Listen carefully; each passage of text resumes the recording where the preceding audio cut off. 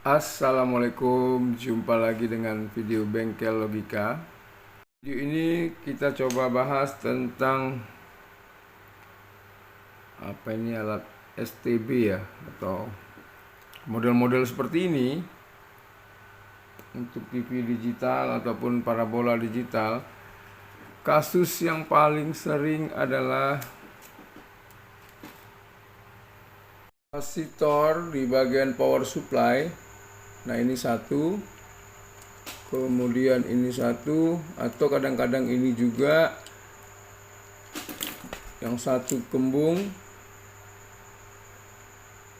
nilainya 470 mikro 16 volt. Kemudian yang satu lagi ini meledak 330 mikro 10 volt.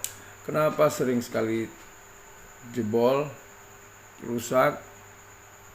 Yang pertama itu karena alat ini pasti dipakai, tidak pernah mati, ataupun minimal dari pagi hingga malam jam 12 sampai siaran televisi tutup. Nah, jadi karena hidup terus, maka bisa jadi panas di dalam rangkaian ini. Kemudian lama-kelamaan kapasitor ini meletus. Padahal alat ini sudah dilengkapi adanya celah-celah udara. Nah, itu yang pertama, karena panas di dalam ruangan alat ini. Yang kedua itu karena naiknya tegangan dari sistem power supply ini melebihi nilai kapasitor. Nah, ini 16 volt. Nah, bisa jadi naik tegangan melebihi 16 volt, maka lama-kelamaan kembung. Kemudian kalau ini yang 10 volt, ketika naik lebih dari 10 volt langsung meledak.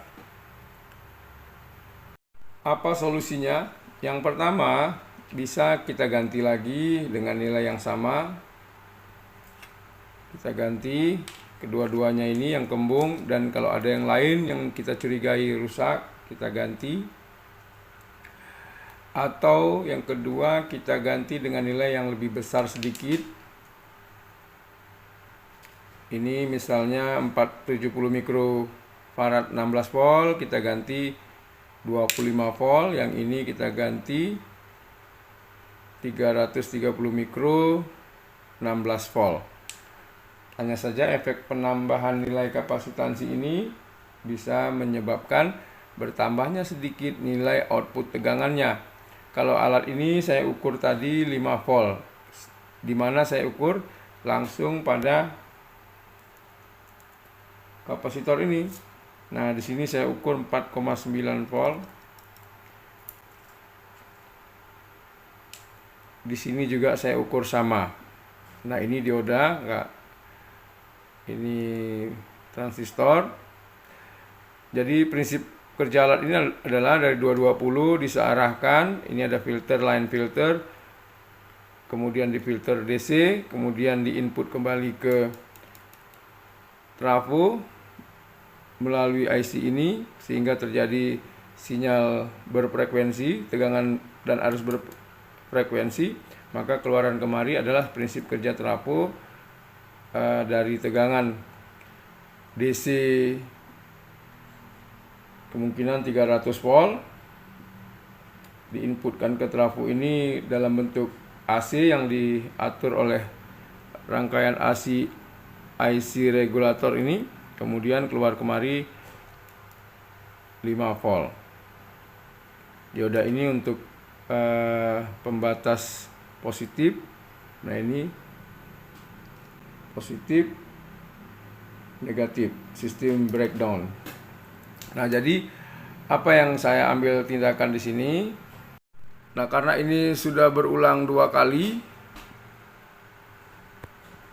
Nah, kalau saya coba kali ini untuk menambah power supply beda dengan menggunakan adaptor 5 volt bekas charger seperti ini.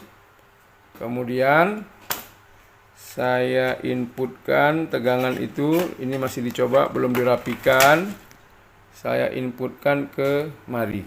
Saya cari positifnya. Nah, ini positif dari elko tadi. Ini tempat elko positif, dan ini negatifnya. Kapasitor tidak saya pasang lagi.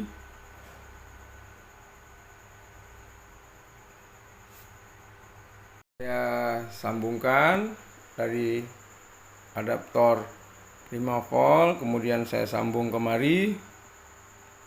Nah, saya lihat sudah keluar tulisan bootingnya dan angka siarannya ini. Jadi di sini berkali-kali saya sampaikan bahwa untuk mencangkok power supply, kita langsung ke kapasitornya. Karena arus dari adaptor dan tegangannya itu sudah tegangan DC, maka di sini positif DC, di sini negatif DC.